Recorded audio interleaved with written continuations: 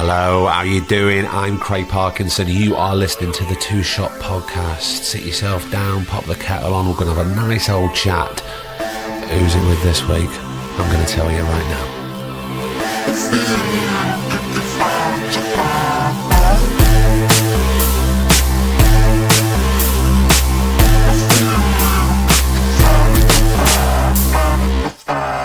How the devil are you?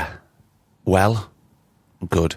I'm glad. It's Thursday, so yes, it's episode 83 of the podcast. Thank you so much for subscribing and downloading.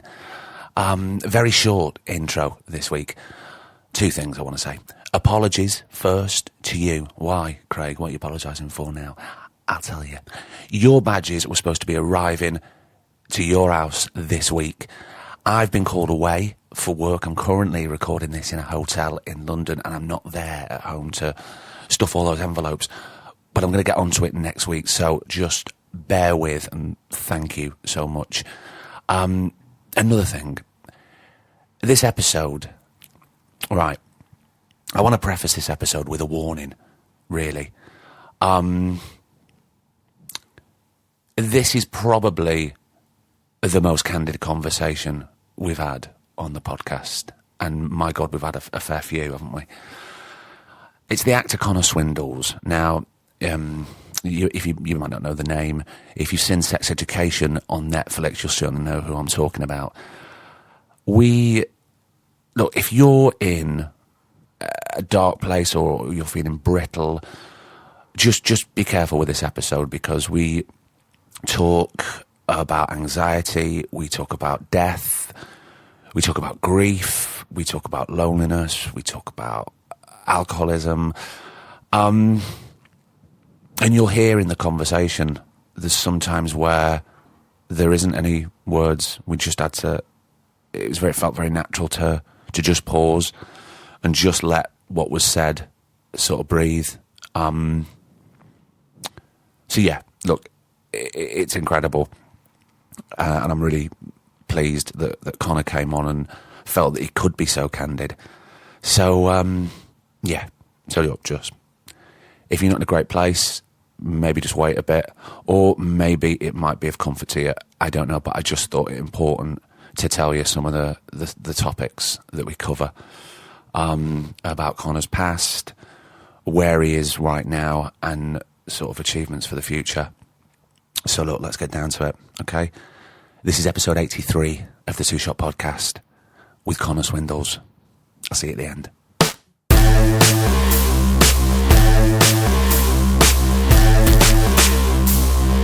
Have you ever had a medical for a job where they check your balls? I've had a medical, but only like not an actual physical touch medical. Just one when you have to tick the thing like no. Do you know what I mean? Yeah. And maybe they like touch your like body. I've never had them check my balls. So I went last medical I went to. I said I always like having these medicals because I very rarely need to go to the doctors because I'm touch wood, very rarely ill. And he went, well, these can't really show anything. It's just like for insurance purposes, so you could be really ill. And I went, all right, yeah, cheers. So that then spiraled off my worry that maybe I have got cancer. Yeah, of the balls. I know. Please help me. Don't say things like that. I know. The doctor that I saw today, because the reason why I went, and I'll talk about this as well, is because, are we going now as well?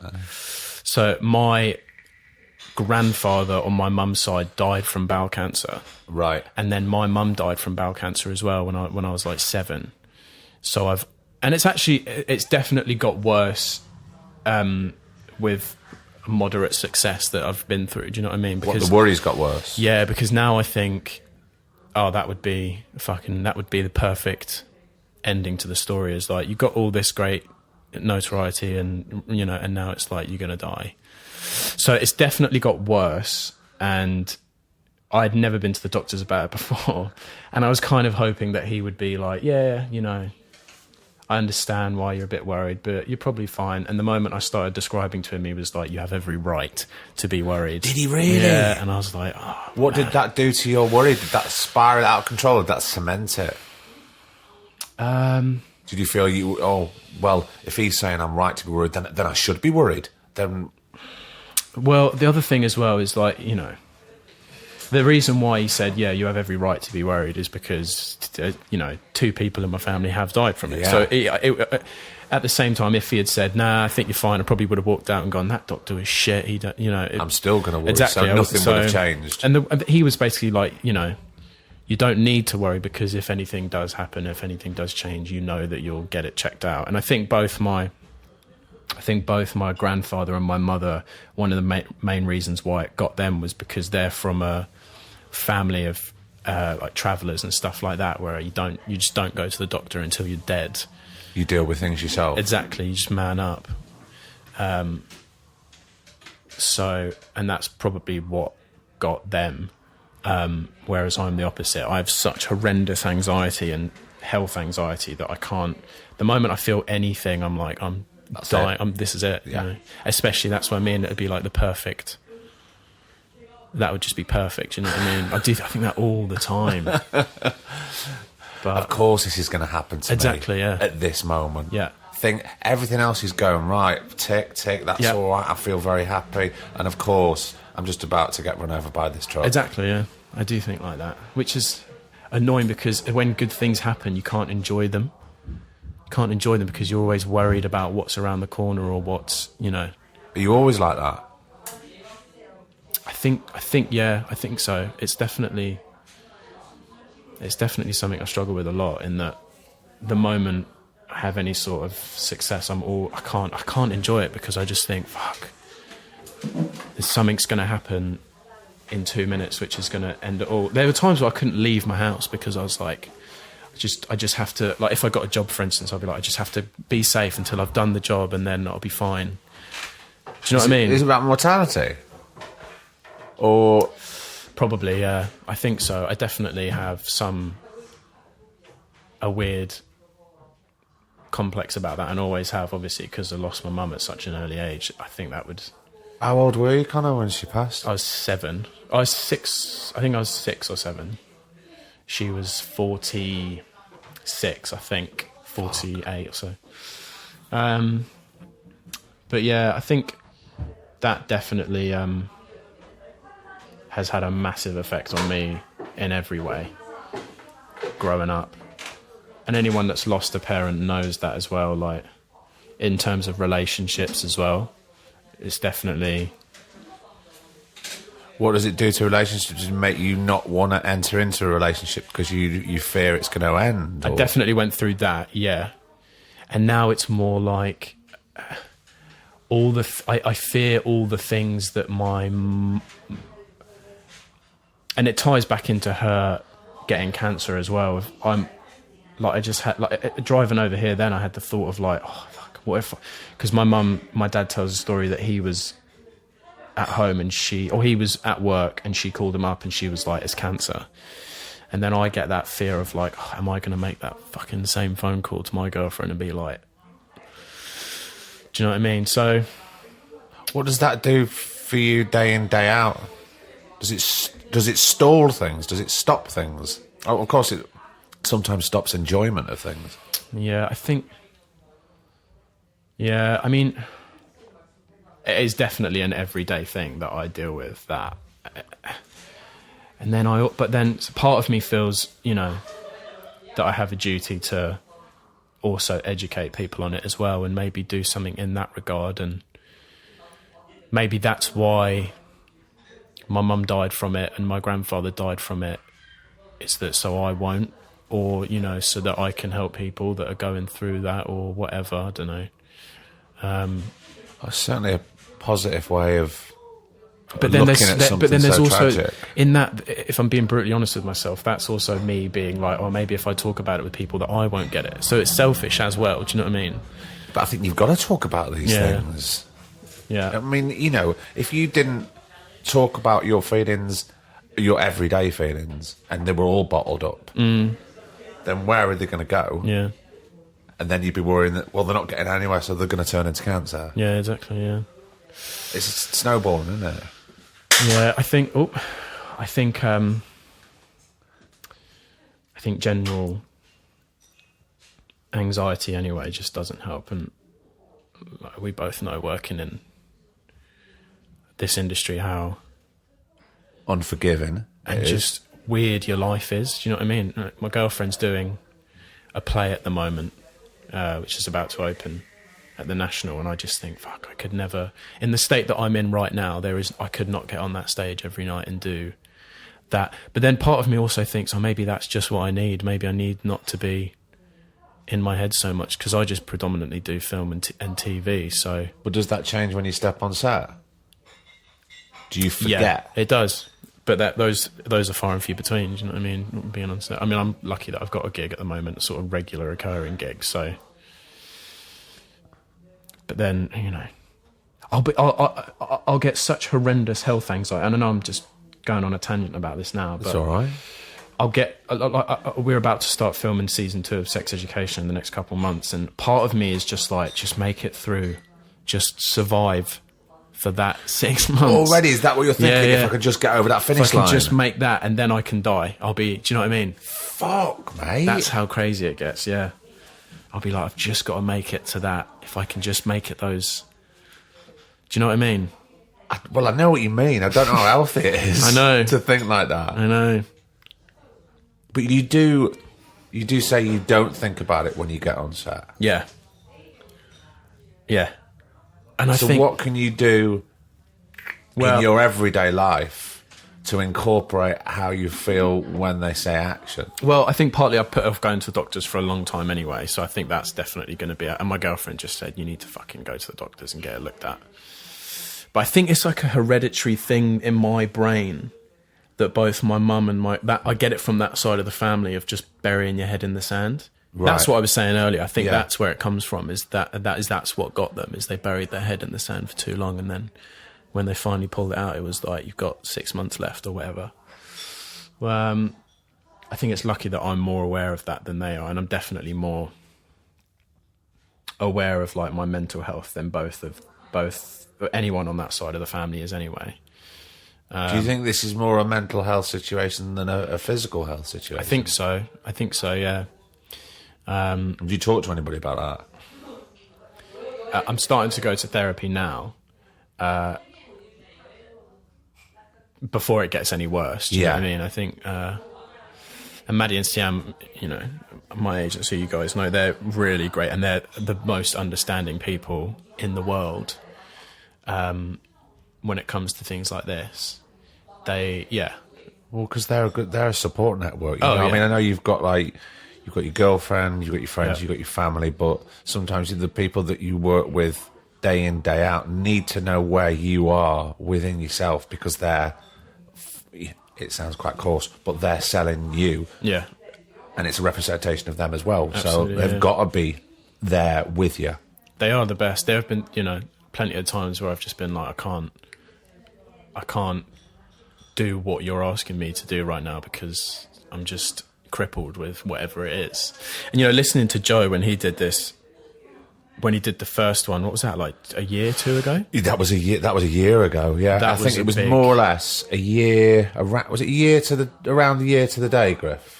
It was around a year between both episodes, yeah. That was a massive help as well, to hear his struggles with mental health and anxiety and things. And do you get to a point where you think it's just you? But I mean, even prior to that. I do, because my brothers, who are both sort of double my age anyway, I don't know what it is, but they just don't get it. They just don't get. I tried to talk to them about, I don't know what the word is. They're working class men, and they're men as well. Do you know what I mean? They're both labourers, and also they're of a different generation. Exactly, yeah. And a different upbringing to me. I grew up with my dad, who was very in touch with his emotions after my mum died, whereas they grew up with my mum on that side of the family, which was sort of all a bit out of loop anyway. But if I tried to talk to them about their feelings, it's not even that they don't want to talk about it, they just don't get it. They're just like, why would I be depressed? It doesn't compute with them. They just don't understand. They're like, why? I have nothing to be depressed about. Why would I be depressed? And I think, well, don't you ever wake up one morning and just feel slightly anxious about something? And they're like, no. It's not even that they're trying to deny it. They're trying to hide it. They just don't get it. So that makes me feel alone, because I'm the runt of the litter that's somehow the mentally weakest out of all three of us, and the physically the weakest, because I'm skin and bone. But then again, I don't even think it could be incorporated as mentally weak. I actually think there's something very strong to be able to acknowledge that even though you can't completely put your finger on what's not connecting, that the circuits aren't connecting, but that you know that something's wrong, surely that's a strength, no? I think so. I think part of me is also like, because I used to be a boxer, and back when I was doing that, I didn't give a fuck about all this. I thought I was invincible, for one. Yeah. I had the opposite. I had this weird invincibility complex where I thought I was untouchable and I thought I was hard as nails, and I would have never worried about any of this stuff back then. So part of me always thinks, what was the shift in that? What was the shift in my mind from that point to now that has now turned the opposite? I think partly because I don't exercise enough anyway, and that breeds anxiety. I think for me, who being an athlete anyway, coming from an athletic background. Were you always very sporty? Yeah, and I think so, but not typical sports, not like football, rugby, but I boxed for a long time as a kid. And right. So, yeah, and I think that plays a big part in it as well, and the fact that I now do a job that doesn't require me to brainwash myself into thinking that I'm tough as nails, whereas in boxing you do. And also with boxing you get a tremendous release, whether you're in the ring or you're training, don't you? So, and you feel viciously alive when you're fighting. So maybe that's what's missing now, but I don't want to replicate that in my life. I would rather now talk about feelings with people than have to get punched in the head to realise that I don't. Do you know what I mean? Yeah. And also now you're doing a job where I can't get punched in the head because I need to learn my lines. Well, you can. I don't know. I got my head cracked open once by a fire extinguisher. So, who knows? Yeah. And you're doing a job where the majority of the time you sat around. Exactly, yeah. Just thinking. Yeah. I definitely... I think it will do me good to speak. Like, I would recommend therapy to anyone, obviously. I think it's just hard for me to because I'm quite self-aware anyway, do you know what I mean? So part of me is like, well, is the therapist just going to tell me things that I'm already telling myself? But maybe that's just what I need, is those things to be sort of what I was looking for from the doctor today, for him to be like, yeah. Possibly, yeah. But I suppose if you don't dip your toe in, then you never know, do you? Exactly. And then it will just, So, Connor, let's go back to childhood. Sorry. No, don't need to be sorry, my friend. Not at all. Waffling on. Whereabouts did you grow up? In a few different areas around West Sussex. Moved around a lot when I was a kid. Right. Why were you moving around? Because of so I lived in a place called Chailey, which is sort of near Burgess Hill, from birth to around the age of 6, and I lived with my mum and my dad, and I think they split up when I was about 5, I think. And then I just lived with my mum, and I didn't really know my dad. And my dad moved back in with his parents, right, in a village called West Chiltington in West Sussex. And I think he had been made bankrupt at that time as well, and he was a manic depressive as well. So he moved back in with his parents because he needed to be taken care of. He needed people around him. And I think that was one of the reasons why they split up in the first place, is because it was a lot for my mum. And then she got diagnosed with cancer when I think I was 6. And then she had 6 months, and then she was dead by the time I was 7. And then I moved. My dad sort of showed up and was like, "You're going to live with me now." And was he down on the mend at this point, or certainly on the road to getting himself fixed? He was definitely doing a lot better. He was with his dad and his mum, and they were, there for him. They were a support network for him. I think it just gave him a bit of structure that he didn't have before. I mean, I don't really know. I think suddenly being faced with a child that you have to take care of and the loss of your wife, there's two things that one is really bad and the other's sometimes you don't have time to grieve when you're faced with another thing. I think that ceases to become about him, and right. He's got a child to look after. Exactly. So then I moved in with him and his parents, my grandparents in the country. And do you have a good relationship with the grandparents? Not really. I mean, 4 months after I moved in there, my grandfather died, who I was living with. Right. So then it was just the three of us. He died he had a massive stroke because he was boozing and drinking, and he wasn't telling anyone that he was having mini strokes because he liked drinking and smoking too much. Jesus. Right. Okay. Another one for another sticking his head in the sand. Yeah. Fuck, man. And that caught him. And then it was just the three of us. It was my gran, me and my dad, and she was sort of she was my mum for, well, longer than my actual mum was, really, for about 10 years before she died when I was 17. And we had a vicious relationship as well, me and her. We hated the ground that we walked on. Really? Yeah, she was... Where did that stem from? I think a lot of it was worry on her behalf. If I look back now, she was more terrified that I was going to end up in a bad way. But I wasn't really rebellious. I was quite quiet. I wasn't really doing anything wrong, and I think that worried her. I think she thought, well, why is he not rebelling? Why is he not acting up in school? Because she couldn't gauge where you were coming from. And then it would come out in anger, and I was just a bit of a shit anyway back home. Like I, didn't tidy my room and stuff like that. But she would get overly angry over those things, and then we would fight a lot. Your mum passed when you were 7. That, we're talking about now you're 17. It's 10 years. It's not like you've been in and out of therapy dealing with the loss of your mum and the grief. Right. So, yeah, I suppose surely it's going to come out in some way, isn't it? I mean, I look back now and I do think everything she did for me, she did only do because she was trying to help you. Yeah. And make me... You'd hope so, wouldn't you? Yeah. And it would be stupid of me not to think that and to look back and think that. But we definitely had a very rough relationship with each other. And she had just lost her husband as well. And she was dealing with that exactly. as well. So how was your relationship with your dad at this point? And how was he with it himself? He was definitely... Well, we were all weirdly sort of taking care of each other in that my gran was basically having to raise 2 kids again. Okay, yeah. One of them was in his 40s and one of them was 6 or 7. And then my dad probably felt that he had a duty to look after his mum, who had just lost her husband. So I feel, and his son.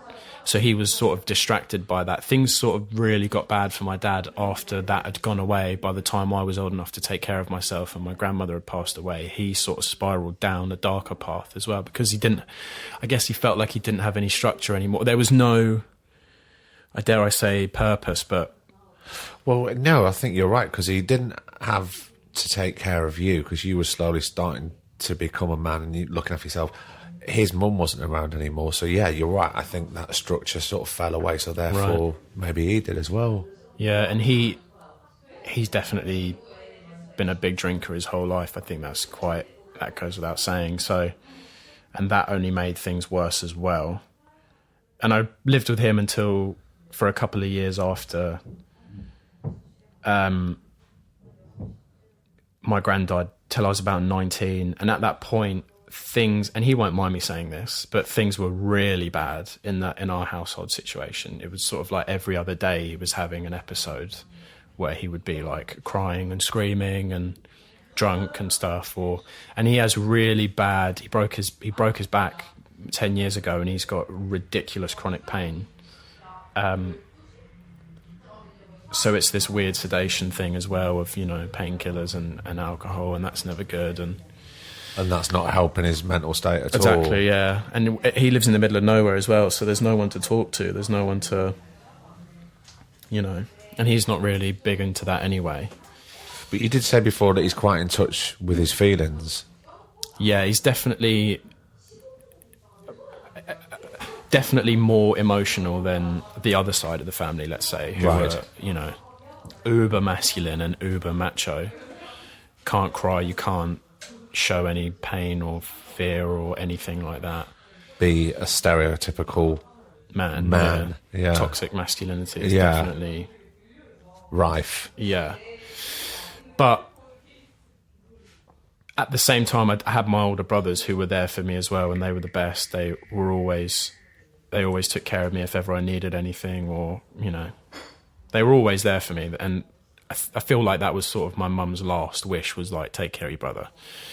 And they always have been, and they're the best. If it wasn't for my older brother, Danny, I definitely wouldn't be an actor now. He was the one that, after I stopped boxing, I was sleeping on his sofa and going to doing like rehearsals for community theatre auditions and things like that, or rehearsing for community theatre and then going to little auditions, sleeping on his sofa because I couldn't afford to go from mine to where the auditions were in London. Right, He okay. lived closer. That was probably for a year I did that, slept on his sofa, and he's got 3 kids and a wife. So I owe a lot of it to him. Another, like, I've gone off now, but No, it's all right. We go off everywhere. if I pull back to my dad, we were living together. Things were pretty rough, and we were living in a council flat in West Sussex where there's nothing.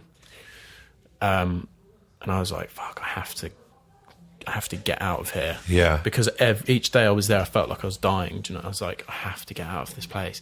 What is the quickest way that I could make enough money and just dash out as quickly as I could? Yeah. Up until this point, I hadn't really done any acting or anything. What was school like at this point? Were you getting on with it, or were you keeping your head down? Or... Did horrendously in school just because I thought I was... Because up until I was 17, I was a boxer, so I didn't try in school whatsoever because I didn't think I needed school to be a boxer. Because I thought that's what I was going to do. I was going to... Oh, did you? Was boxing going to be a job route? I think that I was deluded enough to think so. I look back, I'm like, there is no way in hell that I could have ever been a professional boxer. But at the time, I definitely thought so. Yeah, of course. And of course, you were much younger at the time. And me being weirdly obsessive and extremist, I'm either food or famine. I'm either all in or all out. Well, it's a good job you're an actor then, because that's kind of what the game's like, isn't it? Absolutely. Yeah. But with, like, you know, with that came the loss of any education or any sort of academics that I could have grasped. So I left school, I didn't have shit to me. So what did you think was the next step when you quit boxing? Well, my brother said to me, you're going to have to come work with us on the building site because that's all you're going to be able to do now. So I was doing that and quickly realised I can't do this forever. Yeah. And they knew that as well. So that sort of spurred me to find out what I need to figure out what I'm going to do. Do you think maybe that was a lesson to you to come and do what we do and then figure out what it is you want to do? Because they secretly knew that this wasn't the life for you. Yeah, I think so, yeah. There was no, you know... If anything, it probably cost them money, if anything. It's quite a fatherly thing to do. Just going back to you saying about what you think your mum's wish was for your brothers to look after you. It's quite a fatherly thing to do, isn't it? And I didn't have any money anyway, so, you know, me and my dad, we had no money when we were living together. Like, we would run, you know, the electric, like, the electricity, you know, the key thing. You go down the local shop and they top it up. We had that, and we would run that into the emergency every single week because just to get a little bit more money on the Monday, so that not a week went by when we didn't run that into the emergency. Right. Do you know what I mean? The emergency. Yeah. The key slot on it would go onto the rest. Yeah. So, I mean, we were dirt poor growing up. And how's your dad now? How's he surviving now?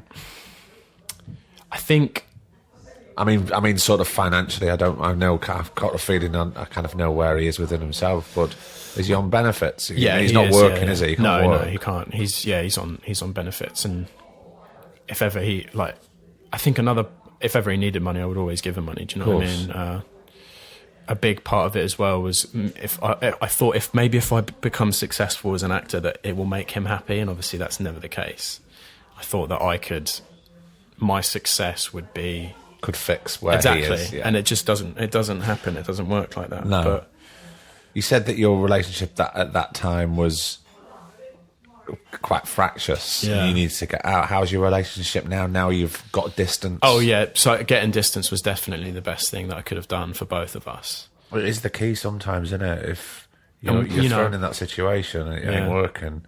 And we don't speak as obviously we don't. We lived every day together for 10 years. And now we probably speak, you know, once a month or so. But that's definitely what works now. And he loves sort of all that acting and the success that I've been lucky enough to get. But he definitely he's definitely struggled a lot his whole life, and that makes me feel bad as well. Do you know what I mean? Sometimes I think. Does it make you feel guilty? I think so. I think it's something that I might have to pay for later on in life. Or maybe that's just your worry again. Exactly. Yeah. I know.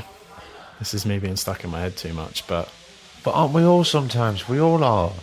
You know, we all overthink every day. We're at the supermarket, we're overthinking. Yeah. I think that's what garnered me into being... But I have to be thankful for all the shit that has happened, because if it hadn't have happened... For instance, let's say I do have bowel cancer. If my mum hadn't got it and she hadn't died from it, I might not survive from getting it. Do you know what I mean? Yeah. Sometimes you get dealt a shit your hand, but if you're prepared for it, then maybe you can work with it. So maybe that will happen, and maybe that's... But maybe if that shit hadn't have happened, maybe I wouldn't survive it. Do you know? I don't know. But another part of me as well is like with the stuff with my dad, if that stuff hadn't have happened, I wouldn't have had such a drive to be like, have to get the fuck out of this house. And you won't be sat here right now. Exactly. Yeah. So I can't not talk shit about all that stuff, but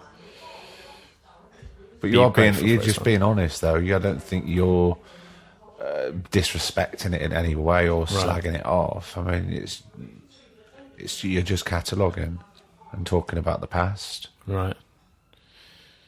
And I definitely thought all that shit that happened, surely I could take that and put it into acting, and if I don't, then all that stuff is only just pain, and it'd be wasted, really. Do you get what I mean? Yeah. Like, at least I can transfer pain into something else. When did you think about that? Because your brother put you on that building site and went, "Oh yeah, this is not for me." When did because at this moment it's been purely quite boxing-y. Yeah. Right? So when did the acting come into it?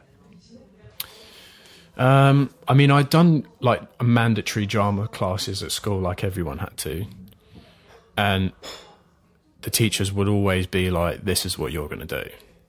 But I always felt that it wasn't honourable thing to do, because I idolised my brothers so much. He worked on building sites. It's like, am I really just going to go and fucking fart around and pretend to be someone else and get paid? That's not what a man does. Exactly. That's not masculine in any way. Guilt, do you know what I mean? And tried to reject that idea. So I tried to be a boxer and I tried to be an athlete instead. And it was always like, I feel like I've had no say in it, really. It was like always kind of creeping back to, or being pulled, this gravitational pull. Yeah. And then the moment I made the switch and was like, this is what I'm going to do, all the stars aligned, and it was just like constant fluidity for the first time in my life. Whereas everything else I ever did, it was like I was pushing a rock up a hill. And then the moment I started to do acting, that I was pushing it down, you know what I mean? And I just let it roll. How did that feel within yourself at that point, if that was the first moment in your life where things seemed to be connecting? Well, it was also one of the first moments anyone had ever told me, from the moment I did something, this is what you'll do. Like, I didn't walk into a boxing gym and have some, squinty-eyed boxing coach shout across the floor, that guy's going to be a champion. It was never that. It was the opposite. I got my head kicked in every day for over a year before I was any good at that. But then the moment I started acting, first thing someone came up to me and said was, this is what you could do. You could do this. And that was a big moment for me. Did you feel that was a possibility within yourself? No. I remember the guy that I spoke to was a man named Michael de Cruz, who sort of became like a mentor to me as well. He was directing a community theatre play down in Brighton at the time. And I remember thinking in my head, I'm going to go up and speak to him, and if and I'm going to say, do you think I can be an actor? And if he gives a hint of any slither of, I'm going to walk out and I'm never doing it ever again. But on the flip side of the coin, he was like, this is what you're going to do. And that was it. And then I just went for it. And it was I'd never done it before. I didn't know what I was doing. So I thought maybe you have to go to drama school and you have to do that. And I auditioned and didn't get in. How did that make you feel? Did that put a brick wall up to you? Did you feel that, that's the route that everybody goes down, or certainly a lot of people went down, and you weren't going down there? What were you going to do next? Well, he said to me before that, he was like, you're not going to be a theatre guy, because when you act, you you've got like 10 minutes and then it's done. In that if I do a scene, for instance, like, you better hope the camera's rolling, because afterwards I'm probably going to leave and not do it again if it's going to be really taxing for me. But that's just because I don't have the skill set to be able to go into a place and come out of it. So it tends to be like, even on sex ed, there was a day where, and that's like a dramedy, it's like, you're not really meant to be crying doing that film or that show. And there was a day where I just lost my head completely and had to leave for 45 minutes. And JJ, one of the producers, who's amazing, was coming over and being like, we're not going to do it again.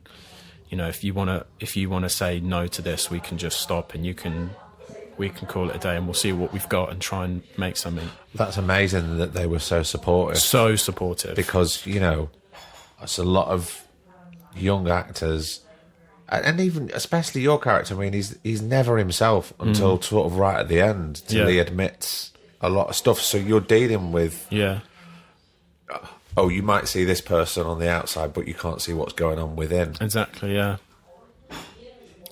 And I knew that to myself, if I don't go back in and do this, then I've failed. I've been beaten by myself, effectively. So did you? It stopped me from doing my job. Yeah. I did go back in and we finished it, and it was great. But what I'm saying is that maybe I'm just too psychotic. I do think sometimes maybe I'm not cut out for this. Maybe this isn't something that I'm meant to do. Just because I can't handle my emotions sometimes. And Michael said that. He said, you can't do a play because you can't get up there every night and do this because you'll die. And I know that in myself as well. I don't have the emotional stability or the endurance to be able to replicate high emotion night after night like amazing actors do. Well, you say that, but I know an incredible actor who on stage is probably one of he's a brilliant actor, full stop, but he's one of the best theatrical actors I've seen, because it costs him so much. You believe that he's going through this pain right there in front of your eyes, but it costs him so much. And for him to do a full week, he's physically drained and mentally spent. Yeah. There's nothing left in the tank. Yeah. And I spoke to a brilliant director about him, and he went, the thing is about him, if he could only do 3 shows a week, it'd be amazing. But then we get somebody else to do the other 4 or whatever it is. Yeah. So, you know, I don't think you're alone in that, actually. And this actor I'm talking about is in his 50s. So he's been doing it a fucking long time, and he really knows his craft. And it's, you know, you do see people, I see people on stage and I go, that costs you nothing. Yeah, exactly, yeah. Yeah. Because, and I'm not saying it has to cost everybody something when they get up there. And I don't want to see the blood all the time. I don't need to see the snot and the shit and the pain and the tears. But if I do and I believe it, amazing. Yeah. But I don't think, what I'm trying to say is I don't think you're alone in that. Yeah, yeah. No. And I don't think you should ever think of that as a weakness, not to put a block on getting on up there on stage. Do you know what I mean? Yeah. It's definitely, especially my girlfriend, she does tons of theatre. She went to RADA, she's trained, she's amazing. So, and she does inspire me to do those types of things, but then at the same time, there's part of me that, and if I just go back again to what Michael said to me, he said, you know, you'll do film and TV, and that will be where you find your flow. And he was right, and he got me in touch with his own agent at the time, who was a small-time, sort of smallish agent. How old are you at this point? 19. Right. I went for a couple of auditions with her. My cousin, who's a casting director, I've been begging her for probably that year to see me for something. And this, you know, she was like, what the fuck are you talking about? You want to be an actor? You were a boxer, like... Oh, she didn't know any of at all. this. So I'm begging her constantly, and she's like, how do I know this isn't just something like... I see serious actors come in here. And why am I going to let you just walk in and take this thing? begged her and begged her and begged her, and eventually she saw me for something and told me on the spot, okay, you're not going to get this part, but you're great, so I'm going to send the tape to a few agents, and I'm not going to tell them that we're related, because I don't want it to be nepotism or anything like that. Yeah. So, and people are very quick to judge exactly in this business. And anyway. she didn't want to look like that. The casting director was like, "Oh, can you join with my cousin?" And she also made it very clear, like, you probably won't hear anything back because it's like showcase season for drama schools and stuff. So don't get your hopes up. And then, like, within a week, Maddie and Sienna at Hamilton Hodel within a couple of days, had emailed me, and I met with them, and that was a clear decision. It was the best one I ever made. And then a month after being with them, I got 2 jobs, and then a year later I got 2 leads in a film, and then a year later sex ed. So that's sort of the journey that I've been on, really. Do you know what I mean? Yeah. From Michael telling me, you can do this. And you still in touch with Michael? Yeah, we speak all the time, actually. Yeah. He's been he was I remember this is because I was so poor at the time. This was when I met him, was when I was really going through it with my dad, and the home situation was really on the rocks, and I had very bad I think depression. Like, I would cry most nights. Do you know what I mean? Because I was like, this. Would you cry for a specific reason, or would you not know? I would why cry you were because crying? I was like, am I going to live here in this? Like, I had. I'm talking when I mean poor. I mean, like, there's no carpet on the floor and there's a mattress on the floor. Yeah. And like no like shitty wallpaper and stuff, like real rough. And our flat was just a shithole at the time as well, because we had moved out of my grandmother's massive house where there was a swimming pool. My grandfather had built it, and all the stuff had been taken in this 2-bedroom. So we were living within this city, in this, do you know what I mean? This metropolis of cardboard boxes. Yeah. So it was it didn't feel like a home. And then this whole tension was going on with me and my dad, and I kind of didn't feel like I had any family at that point. And did you feel quite lost at that point? oh yeah, for sure. And you know, boxing had sort of fallen away, and that was probably the only thing that had made me keep my head down for a long time. And now that had gone, and So that one bit of structure in your Exactly. life and discipline had gone. completely. Now I wanted to be an actor, and I had no idea what I meant to do, but I just knew that I wanted to do it, and that I was going to do it somehow.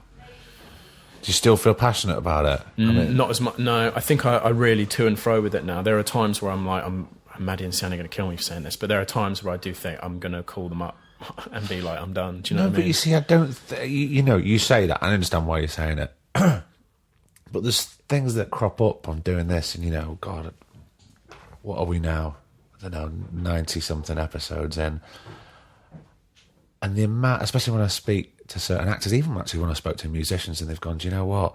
My record sales are shit, and I feel I've done the best work I can do there. No radio is playing me. What's the point? And actors feel like that as well all the time. I think creatives and artists of all sorts just feel like it at one point, because that fire was so strong when I started, and it can't burn as brightly all the time, can it?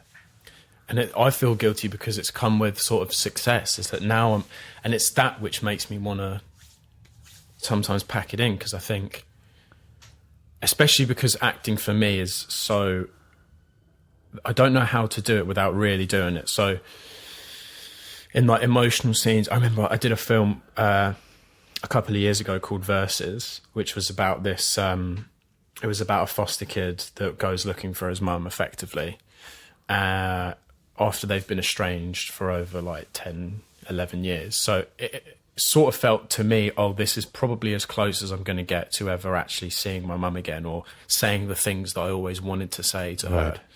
And in those scenes they were just so horrendously taxing for me, and I had no way of getting out easily. I would like, people would just stupid, like people would have to come over and cuddle. Like, I remember I did the audition with Julie Harkin, and in that audition, I couldn't even get to the end of the page because I just broke down in tears, and everyone was around giving me a hug and stuff. And I just thought, this is not what I meant. I can't sustain this at all. I don't have the, whatever muscle it is, I don't have it to fucking. I don't know if even it's about a muscle. I mean, that's a release of some sort, Exactly. isn't it? You're tapping in to sort of your past grief, which is fucking, that's amazing. Do you know, and to have, it's amazing, but it's also shit when you're doing scenes where you're not trying to do that, and suddenly I'm in a flood of tears and I've run out of set and you're broke. Exactly. When it wasn't even required. It just sort of happened, and that's when I think, I can't do this anymore. I don't care about the fucking. I don't care enough to be able to have to go through this all the time, and then it will sort of. I won't work for about a year, and then by the time that year's over, I think, okay, I can do it again now. And luckily enough, I'll get a job. It sounds like you just, everything sort of breaks down with that specific job, and 100% goes in. But then you need that time off to fix and put yourself back together. So there needs to be some sort of control, doesn't there? And I think, as I've got older, that duration has shortened. Right. In between jobs, in between taking a break. Do you know what I mean? And does that mean because you're getting more control over it, or the healing time is quicker? Both, I guess. Both. Well, that's surely a positive. Yeah, and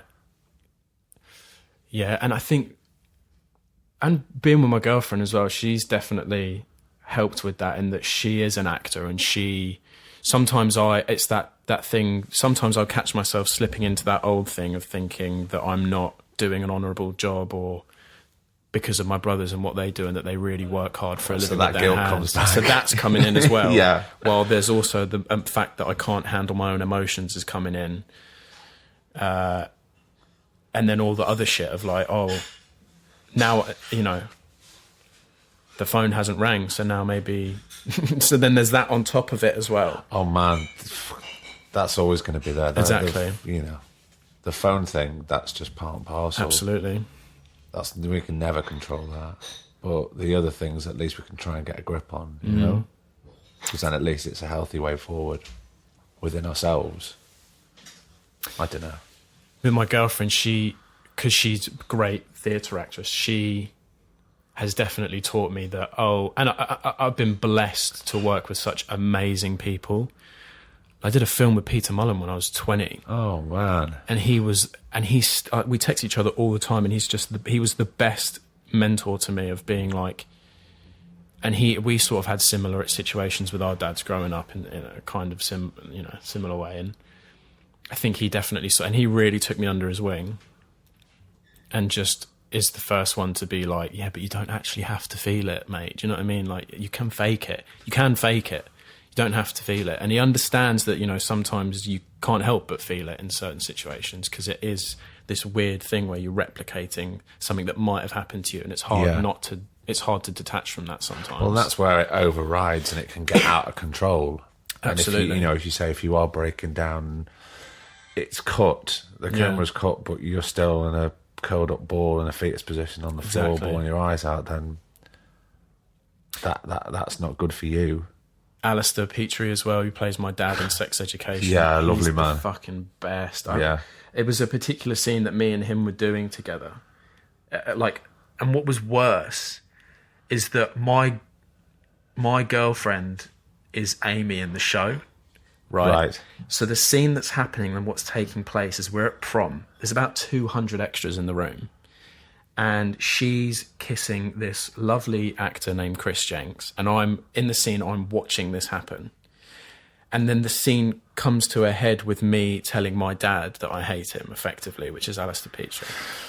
So I start crying at this thing with my dad, but all 200 extras think I'm crying because I'm seeing my girlfriend kissing this lovely lad. Lovely man. He's a lovely man. Yeah. He wouldn't hurt a fly.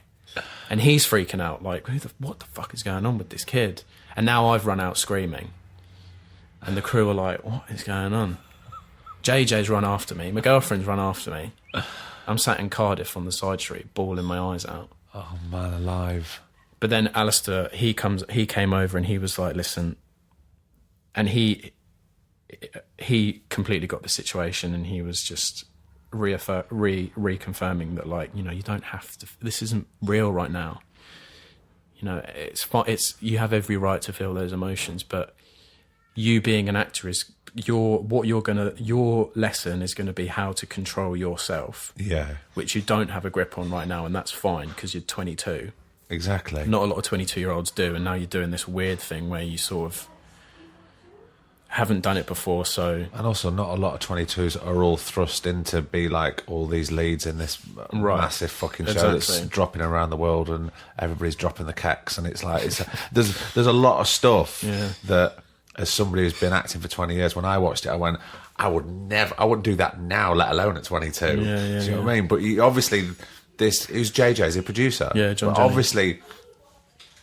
He's created a very sort of safe environment for you all to do that and to feel that it's okay. Yeah. Which doesn't happen a lot. Mm-hmm. I mean, it does a lot, but it doesn't as well. At the same time, there would be places where people would be exploited. Yeah. It's definitely it had to be a safe environment for all of us because of the nature of the show. That's all I was thinking of when I was watching it. I was enjoying it, but I was watching it as an actor going, oh my God, these poor kids. I hope they're all right. I hope they're looked after. You know? Yeah, for sure. We get the best. We've got the best team around us, making sure that everything's fine, because it is the most like visceral, naked experience doing that show, especially for the girls on it. But yeah, I mean, how do you feel going forward? Though, do you think you're getting more control over yourself? I think that I'm just not afraid to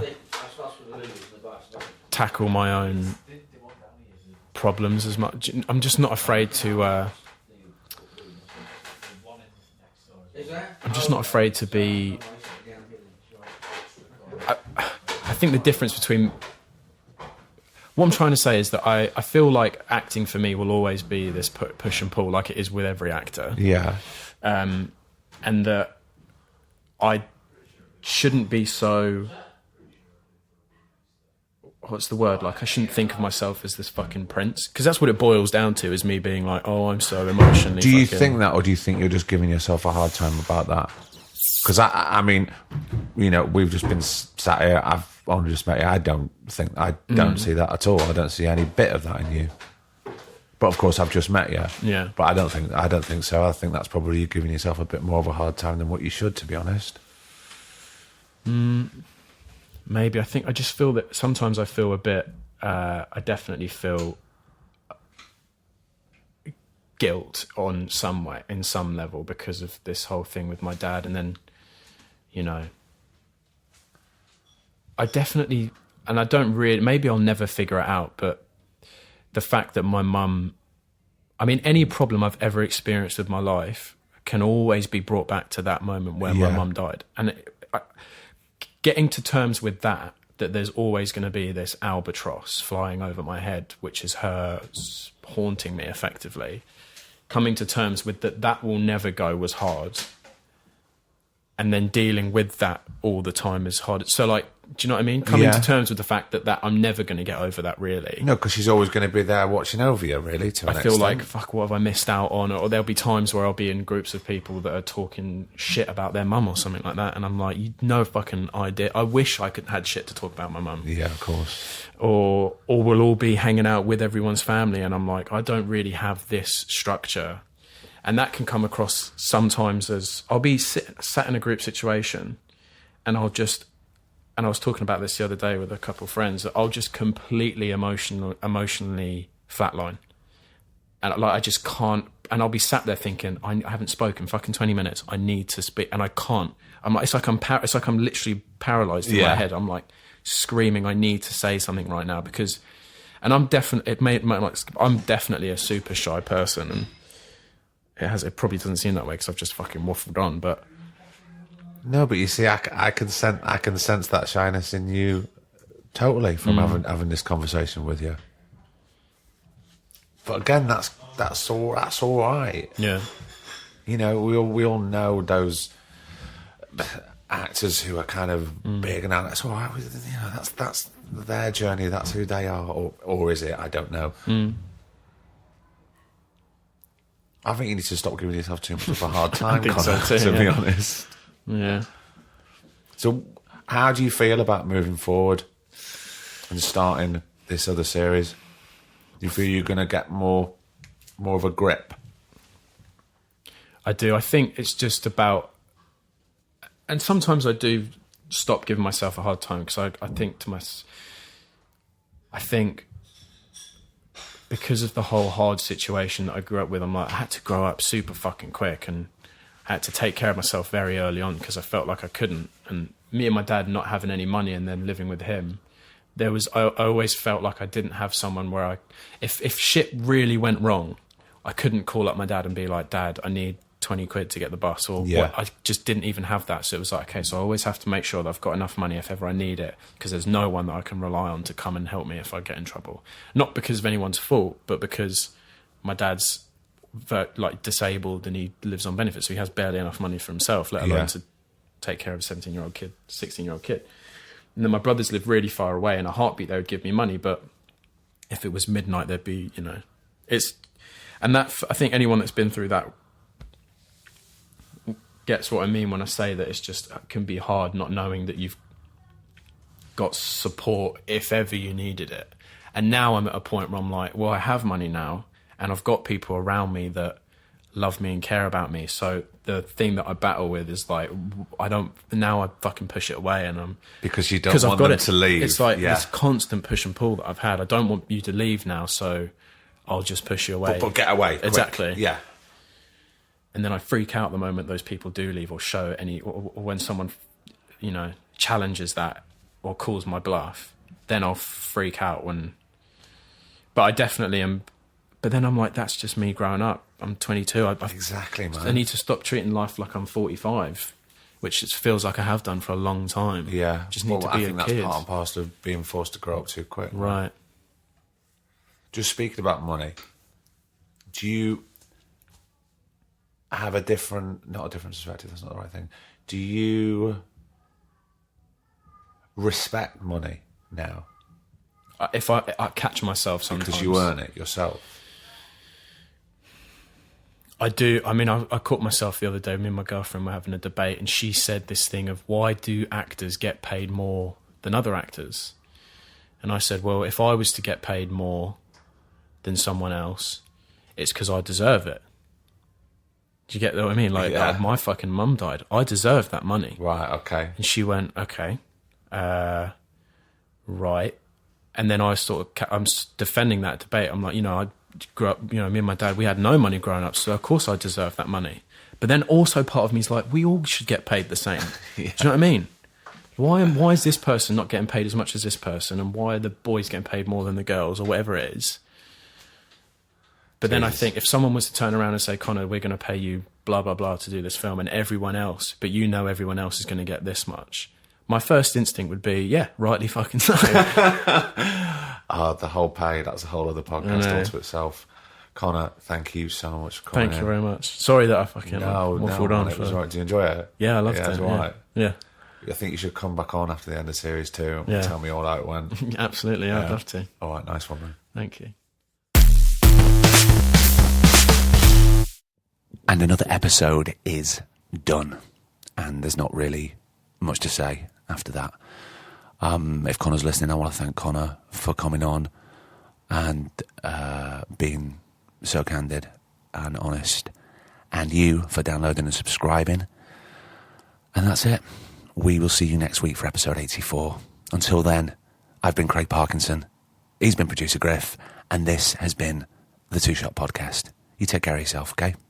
See ya. The Two Shot Podcast is presented by me, Craig Parkinson, recorded and produced by Thomas Griffin for Splicing Block. Our brilliant music is courtesy of Then Thickens. Cheers.